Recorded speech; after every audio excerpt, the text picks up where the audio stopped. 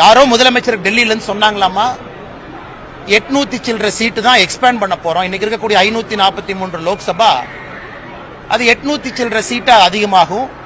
அதுல தமிழ்நாட்டுக்கு நியாயமா 22 சீட்டு வரணும். ஆனா 10 தான் வரும் யாரோ முதலமைச்சருக்கு சொன்னாங்களாமா. அது யாருன்னு எனக்கு தெரியாது. அந்த மனுஷன் யாருன்னு நான் கண்டுபிடிக்க முயற்சி பண்ணிட்டு இருக்கேன். செகண்ட், மத்திய அரசு எங்கேயும் கூட தொகுதி மறுசீரமைப்புன்னு எங்கேயுமே சொல்லல. அதற்கு ஃபர்ஸ்ட் சென்சஸ் நடத்தணும், மக்கள் தொகை எடுக்கணும். மக்கள் தொகை மட்டுமே மறுசீரமைப்புக்கு பயன்படுத்துவோமா அப்படின்னு தெரியாது, பயன்படுத்த போவது கிடையாது. இதை ஒரே நிமிஷம் இந்த பத்திரிகையாளர் சந்திப்பில் இருக்கிறனால ஒரு சின்ன வீடியோவை மட்டும் உங்களுக்கு நான் பிளே பண்றேன். முதலமைச்சர் உண்மையாலுமே என்னை பொறுத்தவரை எப்படி அமெரிக்க ஜனாதிபதி அடிக்கடி ஒரு டாக்டரை கூப்பிட்டு மென்டல் ஸ்டேட்டை செக் பண்ணுவாங்க. அமெரிக்க ஜனாதிபதி பாத்தீங்கன்னா ஒரு ஆண்டுல ஒரு முறை மென்டல் ஸ்டேட்டை செக் பண்ணுவாங்க. நான் தவறா சொல்ல முதலமைச்சரை பத்தி. ஒரு மருத்துவர் சர்டிஃபை பண்ணி டாக்குமெண்ட்டை வெளியிடுவாங்க. American president is fit to lead America. இன்னைக்கு முதலமைச்சருடைய இந்த முகநூல் பதிவை பார்த்த பிறகு எனக்கு கொஞ்சம் சந்தேகமா இருக்கு. முதலமைச்சர் அவர்கள் ஃபிட் டு லீட் தமிழ்நாடா அப்படிங்கிற சந்தேகம் எனக்கு இருக்கு. யாரும் சொல்லாதப்ப, அதை பத்தி யாரும் பேசாதப்ப, அதை பற்றி யாரும் கருத்து சொல்லாதப்ப எதற்காக அனைத்து கட்சி கூட்டத்தை கூப்பிடணும்? இது பிரதமர் அவர்கள் கொஞ்ச நாளைக்கு முன்னாடி பேசின வீடியோ. நான் பிளே பண்ணிட்டு சொல்றேன், கொஞ்சம் தயவு செஞ்சு கவர் பண்ணுங்க.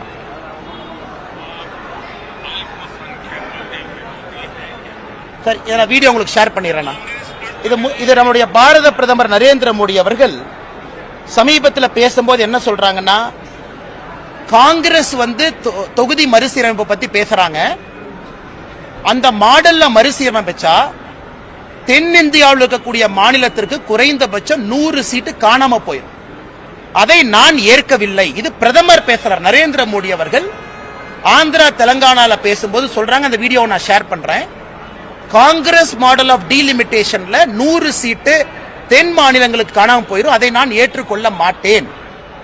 எதற்காக காங்கிரஸ் புரளி பரப்புறாங்க? இது லோக்சபா எலெக்ஷன் அப்ப எதற்காக காங்கிரஸ் கட்சி புரளி பரப்பணும்? இது பிரதமர் அவர்கள் அதிகாரப்பூர்வமாக சொல்லி இருக்கக்கூடிய கருத்து. அப்படி இருக்கும் பொழுது பிரதமர் அவர்களோ பாரதிய ஜனதா கட்சியோ என்டியோ அல்லது பாராளுமன்றத்தில் நம்முடைய பாராளுமன்ற விவகாரத்துறை அமைச்சரோ யாருமே தொகுதி மறுசீரமைப்பு பத்தி பேசல. எதற்காக முதலமைச்சர் அந்த கபட நாடகத்தை அரங்கேற்றணும்?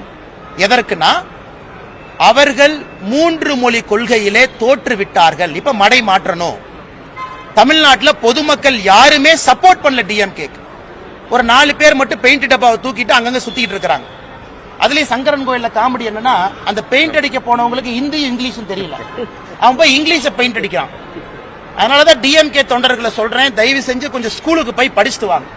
இன்னொரு டிஎம்கே தொண்டர் சொல்றாரு, அண்ணா இங்கிலீஷ் மேல இருக்குன்னு, இது ஆனா ஹிந்தி மேல இருக்குன்னு, இது இங்கிலீஷ்.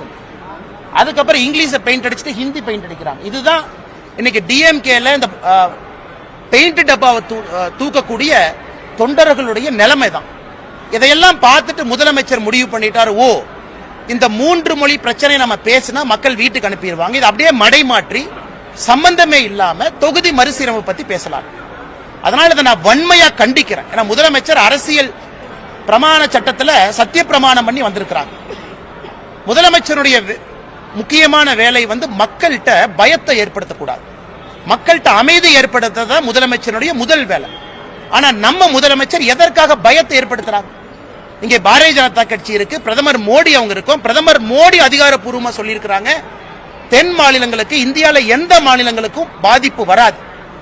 ஏன் முதலமைச்சர் மறைக்கிறாங்க? அடல் பிகாரி வாஜ்பேயி அவர்கள் தான் 2001 வர இருந்த மறுசீரமைப்பை அடல் பிகாரி வாஜ்பேயி அவர்கள் என்டிஏ 2026 வரைக்கும் ஒத்தி வச்சார்.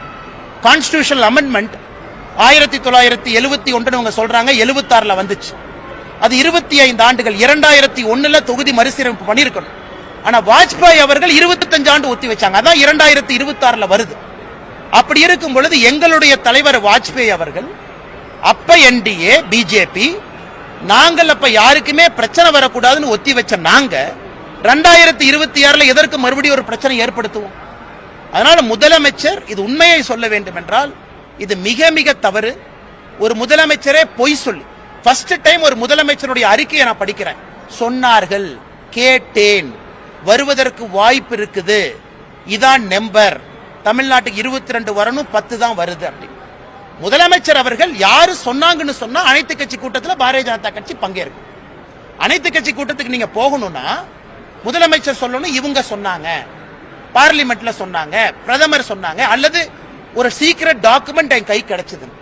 எதுவுமே இல்லாம அனைத்து கட்சி கூட்டத்தில் போய் டீ காஃபி பஜ்ஜி சாப்பிட்டு வர போனோமானா, அதனால எங்களால் முதலமைச்சருக்கு அந்த டீ காஃபி பஜ்ஜி செலவு வேண்டாம்னு நாங்க நினைக்கிறோம். ஒருவேளை முதலமைச்சர் மனசை மாத்தி மார்ச் 4ஆம் தேதிக்கு முன்னாடி இல்ல இப்படித்தான் தகவல் வந்துச்சுன்னு சொன்னாங்கன்னா நாங்க ரீகன்சிடர் பண்றோம். அதனால் தயவு செய்து இது முட்டாள்தனம். இன்னைக்கு முதலமைச்சர் மடைய மாற்றி 3 மொழி கொள்கை விஷயத்திலிருந்து அப்படியே மாத்தி தொகுதி மறுசீரமைப்பு போறதை வன்மையா கண்டிக்கிறோம். இது மாபெரும் தவறு.